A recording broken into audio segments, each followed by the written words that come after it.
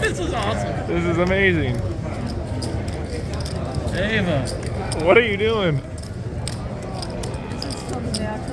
No. No, He's been doing that. what? Every dealer that's come, that's been happening. No, No, he's just running like God. What up, everybody? Glad you're back for part 2 of our February Vegas trip. And I hope you're ready because we get into some wild and super fun action. We're at the Bellagio for this session, hoping to play some 510. And of course, there's a list, but we're ready to play. So we put our name down for 2-5, 5-5, and the 510. So whichever game calls our name first, we're gonna sit down and play. And that game is 2-5. So we buy in for the $500 max and take our seat. We only play a total of 3 hands, and this is the only hand we get involved in. We have ace-king offsuit in the hijack. There's a few limpers to me, and we're gonna raise it up and make it 25 to go. Folds around to the big blind, he makes the call, and the limpers make the call as well. So 4 ways to a flop. And it comes 5-3-2 with 2 diamonds. The action checks around to me, and unless I'm up against a flop set, a simple c-bet should get the job done, or at least narrow the field down to 1. And that's what I do. I throw out 50, action onto the big blind, and he check raises to 150. I don't really give it much thought because my name gets called for the 510. SOS, Matty C, 510. Oh, I guess I'm going, guys. Even though they got my name wrong, saying Matty C instead of Matty Ice, gonna have to file a complaint after that one. I went to the front just to confirm that it was me, and sure enough it was. They just spelled it wrong. They spelled it M-A-T-T-I-C instead of M-A-T-T-Y-I-C-E. But no big deal, just give it time, they'll get it right. We take our seat and we buy in the game for 21-25. I know, the weird numbers. I just brought over the 425 that I had from the 2-5 game, and the odd number seemed to work well last time I played 510 at the Bellagio, so that's what we're gonna do again this time. It doesn't take too long for us to get involved. We're not even an orbit in when the end of the gun limps for $10, folds around to the button, and she raises to 40. The small blind gets out of the way, and we're next to act, and we look down at pocket kings. The second best hand ever created, so we're definitely gonna raise this up, and we make it 140. But the dealer announces 150, and I just totally spaced that those 2 $5 chips in front of me were mine, forgot to pull them back, and it just seems a little too late to now pull them back. So I just leave them in and announce to the table that it was supposed to be 140. My bad. And maybe that extra $10 is the reason why the under the gun gets out of the way, but probably not. Action on the initial raiser, the button, and she doesn't seem deterred by the extra $10 because she makes the call. So heads up to a flop out of position, and any poker player with pocket kings is thinking, please no ace on the flop, no ace, no ace, no ace, no ace. And what do you know, the ace magnets fail this time because it's jack 7-6 with 2 diamonds. There's some draw possibilities on this board, straight and flush draws, so we have to charge those hands. So we make a c-bet and we throw out $80. She thinks for about 15 seconds and ends up folding her cards, so no resistance on this one. Nothing big, but it does feel pretty good to pick up such a great hand pre-flop to start the session. That was really the only hand we get involved in, and we play at that table for about an hour, but it's a must-move game, so we're next up. And at our new spot, like the last one, it doesn't take long for us to get involved. We're on the cutoff. The hijack raises to 30, and we look down at ace-king offsuit, a premium hand, so we're gonna make it more. We throw out 100. It folds around to the big blind. She calls for 100, and closing the action, the initial raiser only needs to throw out 70 more, so he makes the call. 3 ways to a flop in position, and it comes ace-10-6 rainbow. They both check to me, and top pair, top kicker seems to be good enough for a c-bet, so that's what we do. We throw out 90. The big blind gets out of the way, but the hijack isn't done with the hand. He makes the call. The turn comes, it's the 9 of hearts, brings in the backdoor flush draw, and only hand to get there is 8-7, but can't be too scared of that, especially when he checks to me. I'm gonna continue. I throw out $210. He doesn't even consider a raise, he snap folds, so he probably had a hand like king, queen, king, jack of diamonds or clubs. This next one, we're in the exact same position as the last hand. We're in the cutoff. The end of the gun raises to 30. Action on us, and we look down at ace queen offsuit. A little downgrade from the last one, but still a good hand. We just decide to call the initial raise this time, switch it up a little bit. The same lady in the big blind makes the call for 20 more. So 3 ways to a flop, and it comes 6, 10, 5 rainbow. The big blind checks to the initial raiser, who also checks. It doesn't seem like they're too interested in the pot, so we're gonna try to steal it. We throw out $40.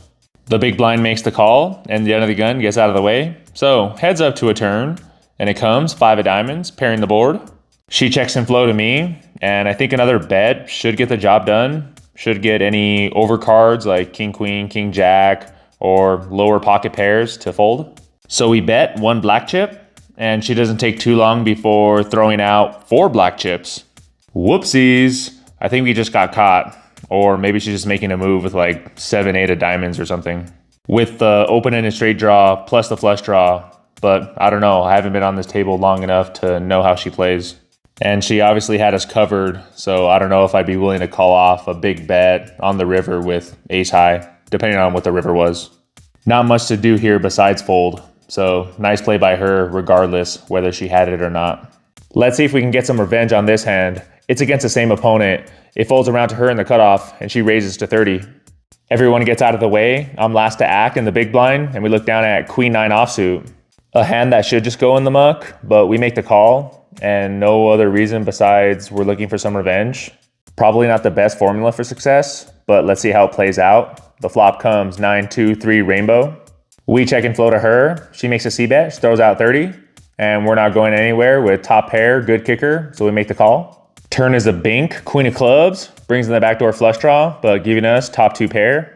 We check and flow to her, hoping she continues, and she does. She throws out 120. And kind of like the last hand, just the rolls are reversed now. We're gonna raise it up, and we throw out 340. She folds rather quickly, so maybe continuing to slow play would have been a better option. Maybe could have got some extra value on the river if she bricked everything and had to take a stab. But that's just being results oriented. I still like my play, targeting hands like overpairs or ace queen, queen jack, hands that we could have got that extra value there on the turn. This hand doesn't happen for almost 2 hours. We just hit a bad run of cards, either card death or seeing flops and bricking boards or getting out kicked and just donating money. So we're down about $800, have about $1,400 in our stack at this point. We're on the small blind, folds around to the hijack, and he raises to 30.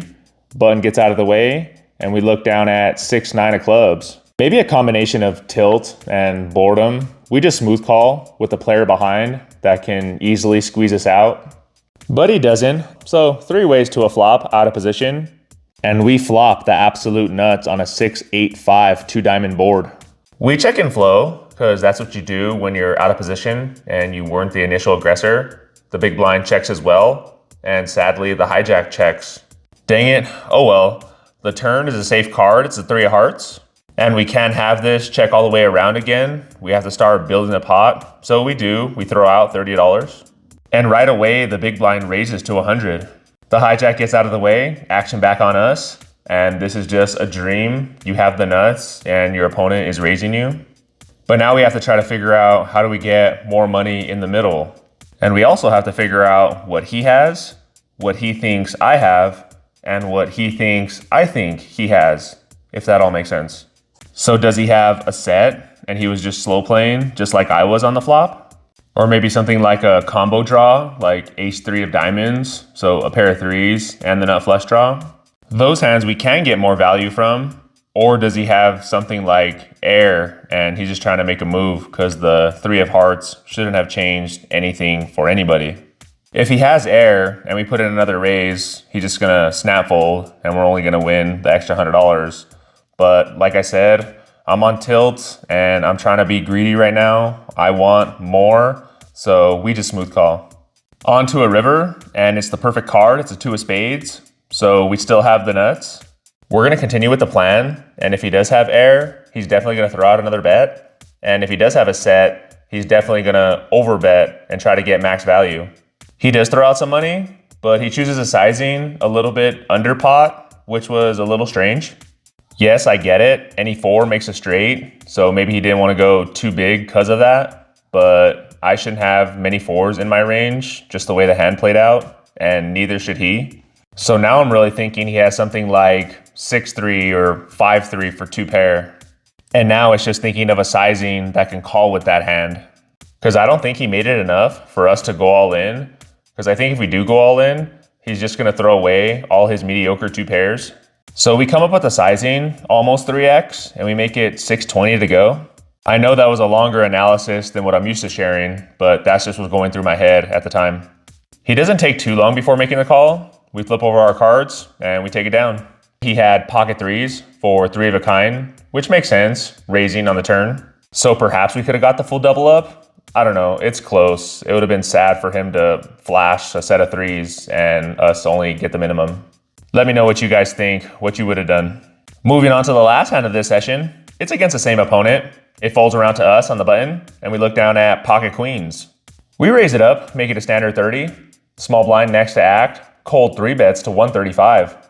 With a good hand, the 3rd best starting hand in poker, we could go either way with raising or smooth calling. We just decide to smooth call this time and see a flop in position, and it comes 10-7-6 with 2 diamonds. Really liking this board. Not only do we have an overpair, but this board should favor us more than him. Being the 3-better, he should make a C-bet with mostly all his holdings, and that's what he does. He throws out 150.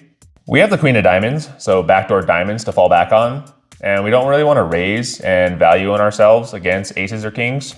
So we just smooth call and throw in 150 onto a turn, and it's a black 5, it's a 5 of clubs. He slows down now and checks to me.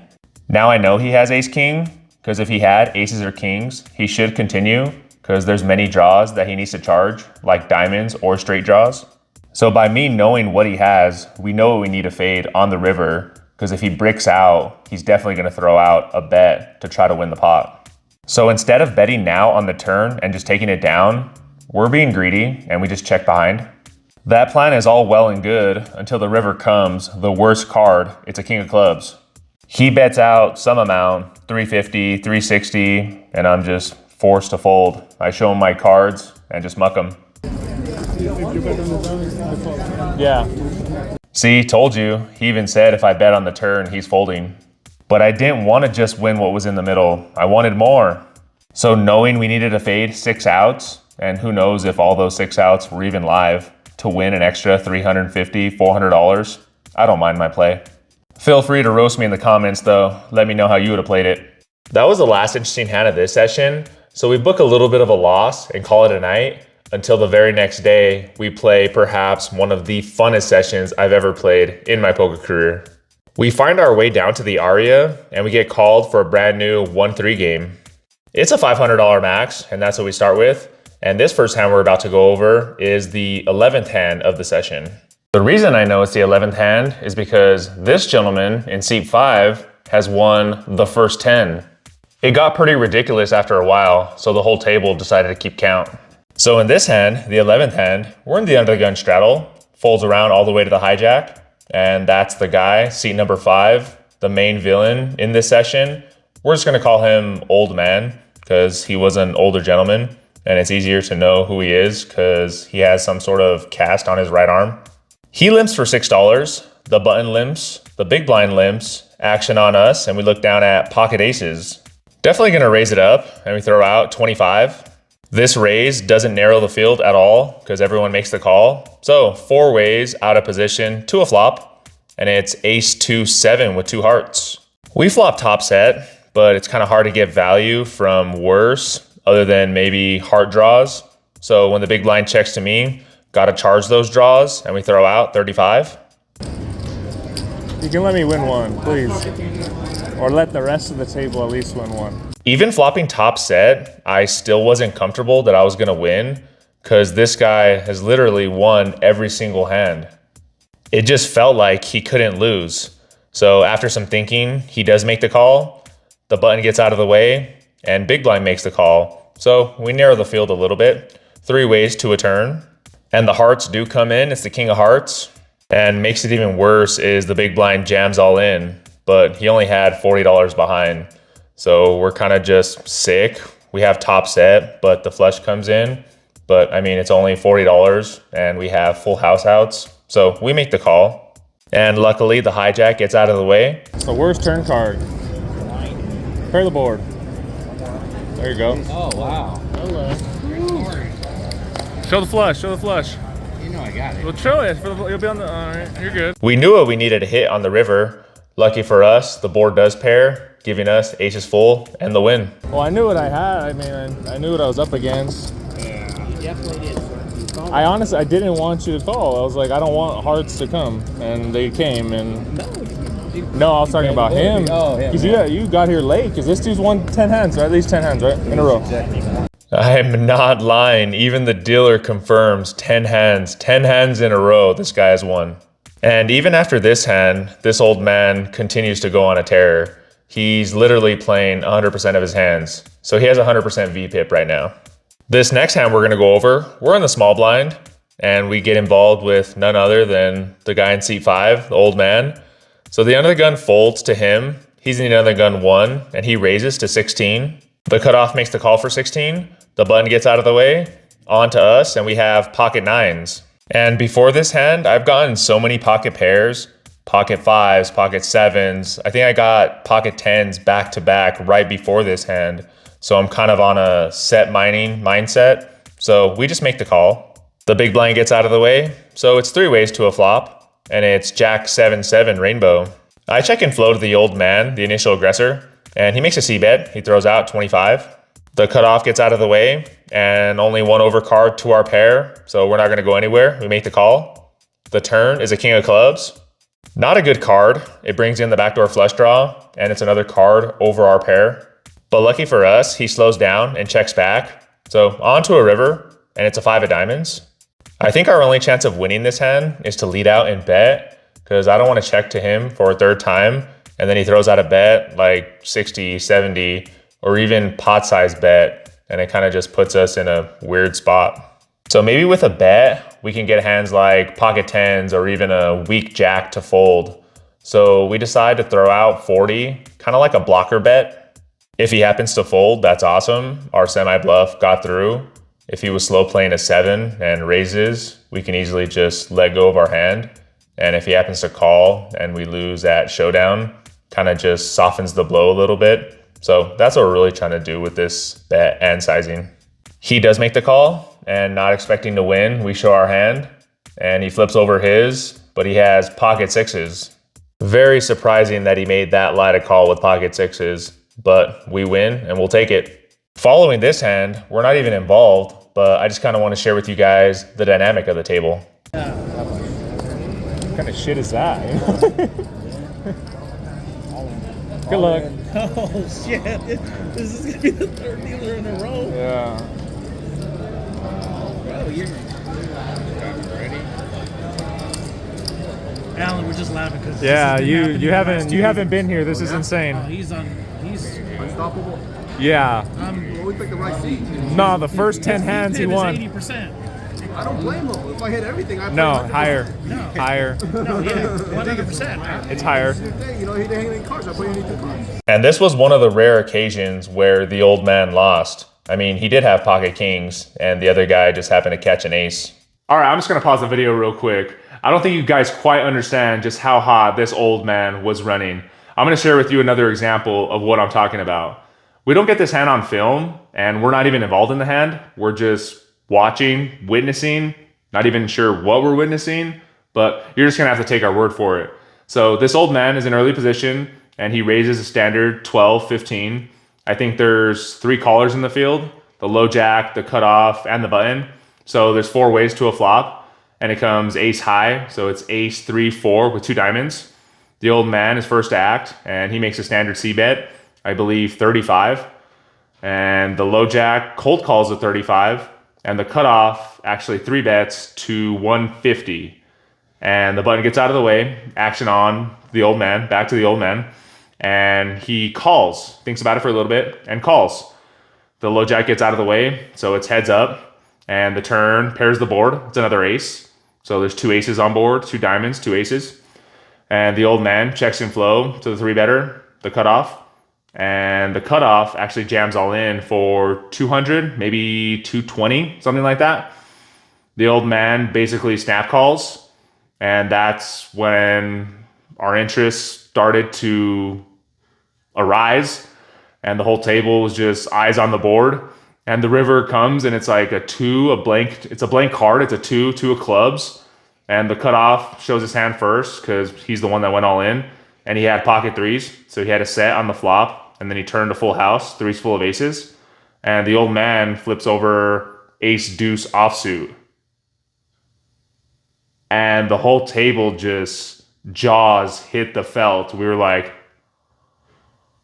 oh my God, not that he went runner, but he actually thought he was ahead. Like, on the flop, he thought he was ahead when he was calling a race, the $150 race with top pair, lowest kicker. And we're just like, what are we witnessing right now? And keep in mind, this is after like the first 10 hands. So he won the initial 10 hands, and he just kept winning, like either at showdown or not at showdown. He was making raises, getting people to fold. And when he was getting called, he was winning with a third or fourth pair. We were like, what is happening? Is this guy like really professional, just playing 1-3 like at the top level, and he just happened to be at our table playing 1-3 because he was bored? Like this, we didn't know what was going on, and it was just a sick hand. But anyway, I just wanted to share that with you guys and kind of give you the dynamic of what was happening and why this session was just insane. But back to the action. This hand we're going to go over kind of leads into the next, so we'll just go over it real quick. We're in the big blind with pocket kings. The under the gun 1 limps for 3. The old man in middle position raises to 18, folds around back to us, and we raise it up. We 3-bet, make it 60. The under the gun 1 gets out of the way, and the old man 4-bets to 123. Basically a min click plus 3. I debate 5-betting, but at 1-3, only aces is gonna continue. So we make the call. The flop is not good for pocket kings. It's ace 3-5 with 2 diamonds. I check and flow to the 4-better, and he says he likes me, and he checks back. I don't know what that means, but okay. Free card. Onto a turn. It's 8 of hearts. I check to him for a second time, and he kind of just picks up a stack and puts them in the middle. The dealer counts, and it's $70. I really don't know how to take this action. I don't know about you guys, but when a player just puts out a stack, I mean, it's a little confusing when they don't really count it out all the way. It's weird. So we make the call to see what develops on the river, and it comes a 6 of diamonds. We have the king of diamonds, so we know he can't have the nuts because we're blocking it, and we debate on leading out on this card. But knowing this guy and how he plays, having the king of diamonds blocker is kind of irrelevant. He's not a real thinker, I guess you can say, putting it nicely. He'll easily call down with ace rag, thinking it's the best hand, like that last hand I just showed you guys when he had top pair. So we check to him for a third time, and this time he does count out his chips, and he throws out a bet. He makes it 120. I show my cards to him and the table, and reluctantly fold. He didn't show what he had, and when I asked him, he said he forgot. So knowing that I had kings, and if he did happen to bluff me, he probably would have showed the table. So I think we made a pretty good laydown. But on to the very next hand. We're in the small blind. The under the gun, first to act, raises to 10. The old man, next to act, and the under the gun 1, calls the 10, folds around to us, and we look down at ace jack offsuit. A decent hand, so we're gonna raise it up, make it 35 to go. The under the gun makes the call, and the old man makes the call as well. So 3 ways to a flop out of position, and it's queen 9-6 with 2 clubs. We have 1 overcard, backdoor straight draw, but other than that, really nothing. But we want to continue the aggression, so we make a c-bet, throw out 40. The under the gun gets out of the way, the old man makes the call, so heads up to a turn, and it's a jack of clubs. Bringing in the front door flush, but improving our hand. So we're gonna continue our story, and we throw out another bet. We throw out 75. He makes the call again onto a river, and it's a brick, it's a 5 of diamonds. I slow down and check to see what he wants to do, and he counts out some chips and he throws out 125. I asked the dealer how much, and I kind of just had that last hand still fresh in my head. Maybe he bluffed me, or maybe he just got lucky, but in this hand, I just don't believe him, so I quickly make the call. He said he missed, and we flip over our cards and take it down. He showed 10-7 offsuit, so he had gut shot on the flop and open-ended on the turn. At this point, the old man was losing majority of his profits. Myself and the rest of the table was aware of his play, so we were just all trying to get involved with him as much as possible. This next hand, like the first hand of the session, we have pocket aces, this time in the hijack. There's a couple limps to us, and we raise it to $20. The cutoff cold calls my raise, the button gets out of the way, the old man in the small blind calls, the big blind folds, the first limper folds, and the second limper in the low jack makes the call. So 4 ways to a flop. And the flop comes 4, 5, 6 rainbow. It checks around to me, and unless we're up against a flop set, we should be in pretty good shape. So we make a c-bet, throw out 30. Only the old man in the small blind makes the call. So heads up to a turn, and it goes from bad to worse. It's a 7 of diamonds. Not only does it not hit my range at all, so it's a bad card for my hand, but there's a 4-liner now to a straight. He's first to act, and he leads for $60. I show my aces and fold, and he said he flopped it and showed 7-8 offsuit. We don't get involved with this guy anymore because he quickly loses his stack, rebuys, and loses that stack. So after being up almost $1,000, losing that, rebuying, and losing that money, he leaves the table. And for the next orbit, the entire table just can't stop talking about what we just witnessed. Just the insane run that he had and wishing that he kept on playing. So after that, the table kind of just died, and slowly but surely, everyone started to rack up and take off. So we decided to do the same. We rack up our chips, head to the cage, cash out, and book the small win. What's up, guys? We're at the airport now, and as you can see, there's nobody around. So I kind of figured, why not do this outro here and now? Because I got some time to kill, and why not? I'm bored, so like, let's just go over the numbers. But yeah, that was 4 days out here in Vegas. Well, 3.5, I guess, because I got here Tuesday morning super early, and then now I'm leaving Friday night. So 3.5, 4 days, whatever. I mean, you guys kind of get it. But got a lot of hands in, got a lot of sessions in, different places. Actually went to a new location, the Mandalay Bay, so that was kind of cool. I mean, you guys know me, I like different, so that was awesome. But yeah, got a lot of hands in, doing this vlog and a lot of shorts, just a lot of content overall, and hitting that 1,000 subscriber mark a couple days ago, which was phenomenal. I mean, I did a short, posted it, just saying thank you to all you guys. I mean, I want to thank you again. I don't even think that video, that short, does justice of my overall reaction, because I was just super pumped. I mean, been doing this 5 months now, and yeah, hitting that 1K, so it's only up from here. But yeah, I just want to go over the numbers, go all the 3-4 days, and just let you know how I did. So here it is. Day number 1, went to the ARIA, 1-3, in for 700, out for 713, so $113. And went to work out, got my room. After I worked out, played at the MGM, 1-2, in for 800, out for 903. So a little over $100, so not bad, day 1. Day number 2, went to that new location, Mandalay Bay. Again, never been there ever, so cool little poker room. But Mandalay Bay, 1-2, it's a 300 max, so I did that 300. First, I showed that one hand, what was it, the aces versus ace jack versus king queen, and the guy that won had 6s, so it's 4-way all in. I have aces.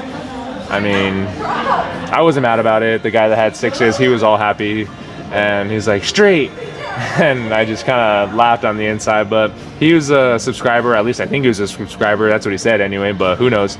But if it's going to go, my money's going to go to anybody, might as well go to somebody that watches, and he's probably watching right now. So, but yeah, so bought him for 3, rebought again for 3, and just kind of bled out. I mean, you saw that last hand, what was it, queen 9 suited spades, and he had pocket 8s, so he had an underpair. I mean, I just couldn't hit the flips, or I'd have red cards and they come all black, or vice versa. I have ace king and it comes 3, 5, 7. It's like, I don't know, but it was cool playing at a new location. So in for 6 total, out for big goose egg 0. And then after that, still day 2, went to the Bellagio. I had my name for both the 2-5, 5-5, and the 5-10, so I was like, whatever just opens up first. Sat down at the 2-5 for 1 or 2 hands and just played that one hand that you saw. What was it? I had ace king and it came like 6 high or something. Lost $75 there, and then my name got called for the 5-10, so sat down at the 5-10 for 21-25. Weird number, I know. I don't know why. Maybe I was just feeling it. But in for 21-25, out for 18-48. So wasn't bad. Lost 277 on that session, but got a lot of content. Flopped that straight, and then check. Everybody checked around on the flop, and then he caught a set on the turn and got paid there on the river with a check raise. So that was pretty good. Then day number 3, went back to the ARIA again, played 1-3. And in for, again, 500, out for 512, so $112 there. But I gotta admit, that was probably the funnest session I've had. I mean, the guy to my left, Johnny in C3, he was just super funny. We were cracking up jokes left and right. I mean, you just had to be there. The guy in C5, that older man, no joke, I wasn't joking when he won 10 hands in a row. Like, it was just, I was like, what am I witnessing right now? This is just insane. I've never seen this. It was a brand new table, and he won 10 hands in a row. And after that hand that I caught with aces, I finally won. Caught a full house on the river. That broke his 10-hand streak. But he kept winning after that. Like, it was just, like, every other hand, it was just like, is this guy a mathematician? Like, what is it, the guy on The Hangover? Just numbers going around in his head, and it was just, he knows more than all of us. He's just playing 1-3 just to mess with all of us. But we kind of figured out how he played. And May 3rd, I have your attention, please. Sorry, this girl's talking. This is a final boarding call for Air Canada Flight 1061 with service to Vancouver. All passengers should now board at gate E3. It's kind of hard when they start talking because I can't even hear myself, and I don't even know if you guys can hear me. But yeah, that one guy, we kind of figured out how he played, and he eventually lost $1,000, and then played for a little while after that, and the table kind of just broke. People were just like, I'm out, because we all knew that was the guy to play with. So when he left, everyone kind of just scattered and left. So yeah, that was day 3. Only played there, day 3, didn't really play anywhere else. Wasn't really feeling it. But day number 4 today, played at the Bellagio, went back to the Bellagio, 2-5. The 5-10 list was kind of long, and then they called me for the 5-10, but I was like, I'm already here, 2-5. I was doing pretty good, so I was like, I'll just stay here. Didn't really want to move. So 2-5, in for 500, out for 1065. So yeah, really good profit there. I think the final numbers I lost, they'll be somewhere around here, but it was like 278, 276. Again, I have it on like, yeah, somewhere else, and I think that's 278, 277, something like that, something close to that. So a little under $300 loss. I mean, this is kind of just the natty or not, what I talked about. I mean, it's not always winning thousands of dollars that you see these other vloggers. That's what I kind of want to do in my content that's kind of different from everybody else. That, I mean, yeah, it's awesome seeing $100,000 pots and whatnot, upswings, downswings of 6 figures or more. That's all awesome. I mean, I watch them, so I'm not a hypocrite on that, but on my stuff, I kind of want to relate to the majority, I guess you can say. Majority of the people play 1-2, 1-3, 2-5, even a little 5-10. So that's what I'm comfortable playing with or for, and I want to relate to a lot of other people that watch my channel. And yeah, so that's the natty of it all. going to Vegas for 3-4 days, playing for I don't even know how many hours, 15, 16 plus hours, May I have your attention, and please? Page losing a couple $100. Nguyen, I mean, Nguyen. it was fun. Please Got report to meet a lot of Southwest people, Airlines ticket but counter to identify I mean, and yeah, reclaim we all your want to property. win. Paging But I kind of Nguyen. over this Please trip report to the when I Southwest was playing the Airlines ticket counter to 510, identify people and were just reclaim your like property. straight face, like I get it, poker face, but they're like serious to be there, and which I am too. Like I want to win as much as anybody. I mean, but what I really enjoyed was, again, hitting that 1,000 subscriber. That was a goal, but talking to people, meeting people. Just I kind of find at the lower stakes, 1-2, 1-3, 2-5, that people are just more chill. They're here to have a good time. They're fun to talk to. They actually talk. It's not just all serious in business. I mean, that's what this game is all about. Yeah, it's a game. You want to win money. Some people do it for a living. That's how they feed their family. But it's fun just talking to people and hanging out and meeting everybody, hearing everybody's story. Hey, where are you from? Oh, I'm from here, there, wherever. But I mean, it was a fun trip. 4 days, played a lot, did a lot. The weather was phenomenal. It was like 65 degrees. I found myself like sweating a little bit. I mean, I brought sweats because it's freezing back in Albuquerque, but over here it's like perfect weather.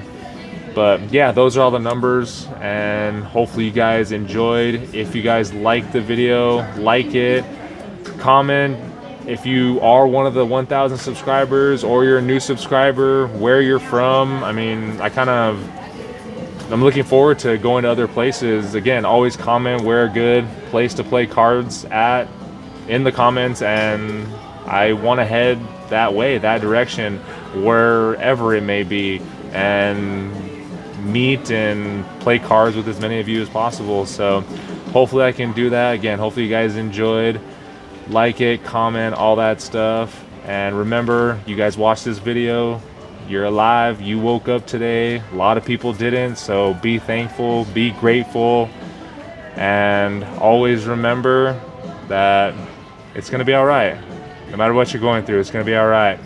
But I better get to my my gate so I don't miss this flight. I'm not gonna miss it, but better just get to my gate. Better be safe than sorry. But as always, I'm Matty Ice. This is Gaines Poker. Peace out.